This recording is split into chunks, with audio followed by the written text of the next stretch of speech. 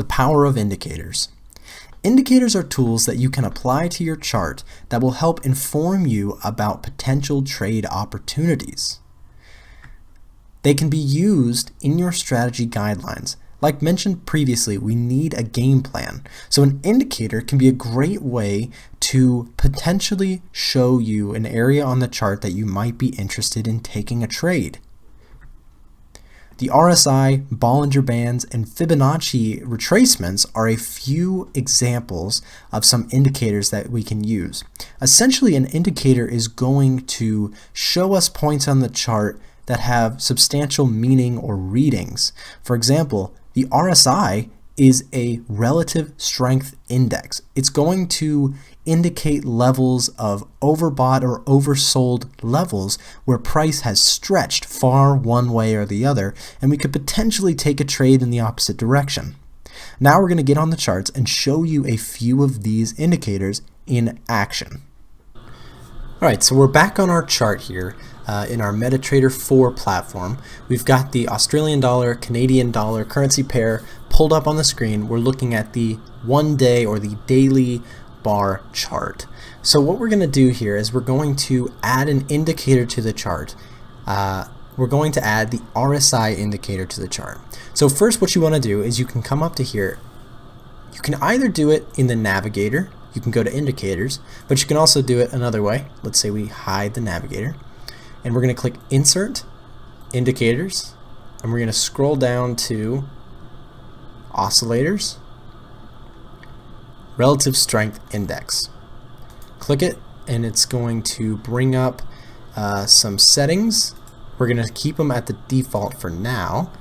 What you'll see is it populates on the screen down here the relative strength index. So you might not know what this is initially, but I'm going to explain it. So what the relative strength index is going to do, the RSI is going to show you levels of extreme movement.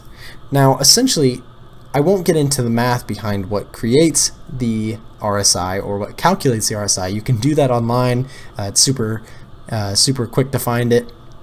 Now what you're going to see is that this is going to print extreme levels in the market.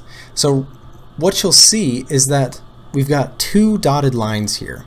Now if we double click on the relative strength index, pull back up the settings, you can see that we've got the parameters here. Now we've also got the levels, and you can see that there's a level 30 and a level 70. Now what that's going to show right here on the right, you'll see the 70 and the 30. These are our extremity level points. So by default it's going to be 70 and 30. You can see right here that we've crossed below the 30 level, and that's showing that the price as it is at a severe oversold level. Now if it were to cross above here, we would say that price is severely overbought. So we can grab our crosshair here and you'll see we got a pretty good signal here that price was extremely oversold. So when we got to this level on the chart, you'll see that we had a nice reversal from that point. Now it's not always going to be so easy, it's not going to be so perfect, but this is a great indicator for showing points on the chart that price has crossed into an extreme level. Now we can also toggle this. If we go back into our settings, go to parameters, we're currently looking at the 14 period, which means we're looking back 14 bars to make our calculation. Now if let's change it to 7, for example, cut that in half, and let's click OK. What you'll see is we get a lot more signals of overbought and oversold. Right here, you can see we got an indication of an overbought level. So we could have placed a trade in the opposite direction, or a short position. So you'll see that it presented a nice opportunity to sell off and make a profit on the way down. Now, on the other hand, like I said earlier, we got a signal here in this general area to potentially look for a go long standpoint. Why is that? Because we crossed extreme levels on the oversold level. So that's the RSI. It's a pretty useful tool. I use it in my own trading. Extremely useful for finding points on the chart where price has reached an extreme stretch. Another one that we're going to show you, another indicator, let's get rid of this by right-clicking and clicking delete, is the Bollinger Bands. Similarly, we're going to find extreme levels with this indicator as well. You can go to Bollinger Bands here, under Trend, Bollinger Bands. And we're going to, again, use the default settings. Now what you'll see is it creates these 3 lines. Now, what this is going to show is the Bollinger Bands. If we go back to the settings really quick, parameters, we're looking 20 bars back to create a channel. Now, deviations. What this indicator is going to do is it's going to look back in the last 20 bars and it's going to find the point where price is mostly trading in. What you'll see is then we have 2 standard deviations from the mean of how much the price has moved. So this is our mean. This is a 20 period moving average because we're using the 20 period. And if we close this, you'll see that price for the most part stays inside of these 2 Bollinger Bands, the upper and lower Bollinger Band. Now when it does indeed stretch outside of the Bollinger Band, it is a potential signal that price has stretched outside of its comfort zone and is ready to reverse. In this case, as you can see, very nicely reversed back down all the way to the lower Bollinger Band. You can see we clicked and dragged with the crosshair and it was a total of 2,876 points or 287 pips approximately. So with that said, this is the Bollinger Bands. They don't always work perfectly, but they are a great way to look for overstretched price, just like the RSI. Now, the next one we're going to look at, let's delete the Bollinger Bands. We're going to look at, and I have not even looked at the chart to find this, I just think it's going to work out nicely. This is cool. So what you'll see is I can go right here. I don't even have to open an indicator for this one. I can go to this Draw Fibonacci Retracement. Click that, and you'll see my cursor is lit up with something.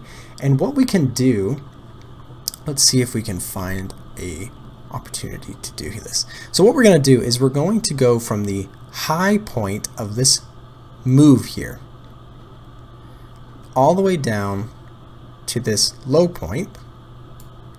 And what you'll see, let's make this a little bit easier to see. Right click Fibonacci properties, and we're going to change the levels to, let's make them black.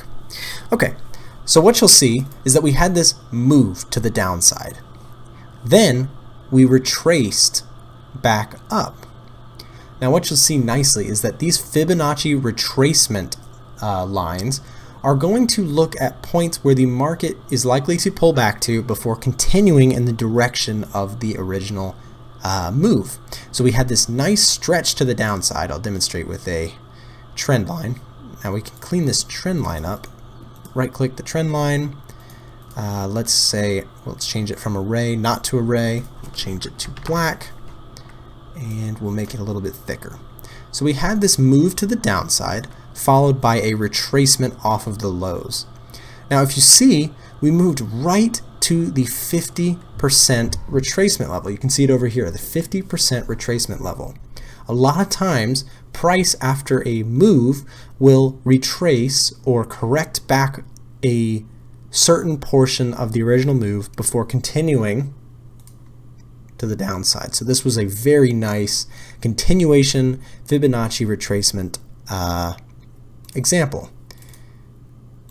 So now we can just delete all of this. So that was the Fibonacci retracement tool. Fibonacci is a very interesting thing. It is essentially a idea that is commonplace in nature. I highly recommend you to look it up online. It's very interesting.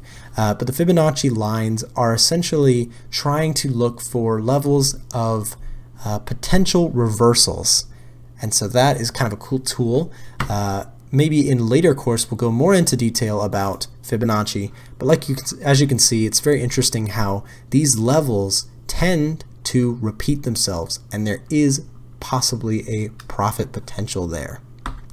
Okay, so with that said, that is essentially your introduction to indicators and applying them on your chart. There's more here you can play around with, and you can do some research online to find out about what more of these are. You've got the MACD, momentum indicators, all sorts of different tools that will help you take a look at the chart and be told something about what's happening.